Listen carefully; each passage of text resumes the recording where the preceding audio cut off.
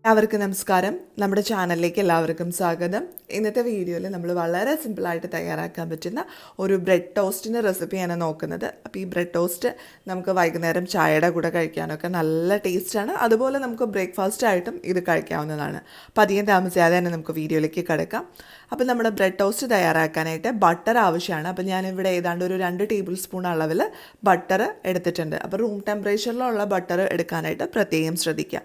അപ്പോൾ ബട്ടർ നമ്മളിത് ഉണ്ടാക്കുന്നതിന് ഒരു അരമണിക്കൂർ മുമ്പൊക്കെ പുറത്തെടുത്ത് വെച്ച് കഴിഞ്ഞാൽ നമുക്ക് സുഖമായിട്ട് ഇത് ഉപയോഗിച്ച് നമ്മുടെ ബ്രെഡ് ടോസ്റ്റ് തയ്യാറാക്കാം.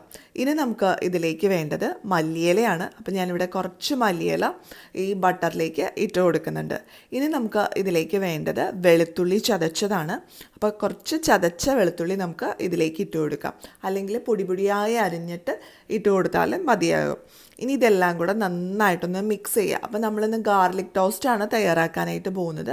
അപ്പോൾ വളരെ സിമ്പിളായിട്ട് നമുക്ക് വീട്ടിൽ തന്നെ ഗാർലിക് ടോസ്റ്റ് തയ്യാറാക്കിയെടുക്കാൻ പറ്റും. കടയിൽ നിന്നൊക്കെ വാങ്ങുന്ന അതേ ടേസ്റ്റിൽ തന്നെ നമുക്ക് ചെയ്തെടുക്കാനായിട്ട് സാധിക്കും. അപ്പോൾ ഇത് മൂന്നും കൂടെ നന്നായിട്ടൊന്ന് മിക്സ് ചെയ്യുക. ബട്ടറിൻ്റെ എല്ലാ സൈഡിലേക്കും നമ്മുടെ മല്ലിയിലയും അതുപോലെ തന്നെ വെളുത്തുള്ളിയൊക്കെ എത്തുന്ന രീതിയിൽ നന്നായിട്ടൊന്ന് മിക്സ് ചെയ്ത് കൊടുക്കുക. ഇനി നമുക്ക് ബ്രെഡിൻ്റെ പീസുകൾ ഓരോന്നായിട്ട് എടുക്കാം. അതിനുശേഷം അതിൻ്റെ 2 സൈഡിലും നമ്മുടെ ഈ ബട്ടറിൻ്റെ മിക്സ് ഒന്ന് അപ്ലൈ ചെയ്ത് കൊടുക്കാം.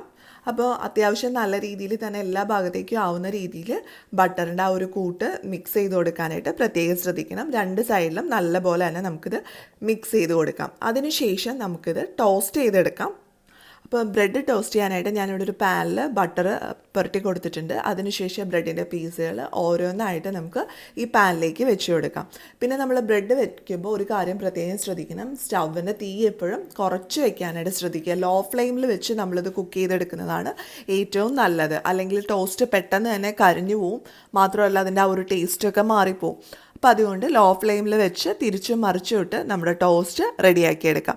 അപ്പോൾ വളരെ സിമ്പിളായിട്ട് നമുക്ക് തയ്യാറാക്കിയെടുക്കാൻ പറ്റുന്ന ഒന്നാണിത്. അപ്പോൾ കുട്ടികൾക്കൊക്കെ വളരെയധികം ഇഷ്ടമാവും. അപ്പോൾ എല്ലാവരും ഒന്ന് ട്രൈ ചെയ്ത് നോക്കുക. അറിയാത്തവർ ആരെങ്കിലും ഉണ്ടെങ്കിൽ ഈ റെസിപ്പി അവർക്ക് യൂസ്ഫുൾ ആയിരിക്കുമെന്ന് പ്രതീക്ഷിക്കുന്നു. ഇനി നിങ്ങൾക്ക് ഈ വീഡിയോ ഇഷ്ടമാണെങ്കിൽ ലൈക്ക് ചെയ്യുക, ഷെയർ ചെയ്യുക. അതുപോലെ നിങ്ങളുടെ അഭിപ്രായങ്ങളൊക്കെ താഴെ കമൻറ്റ് ബോക്സിൽ പറയാം.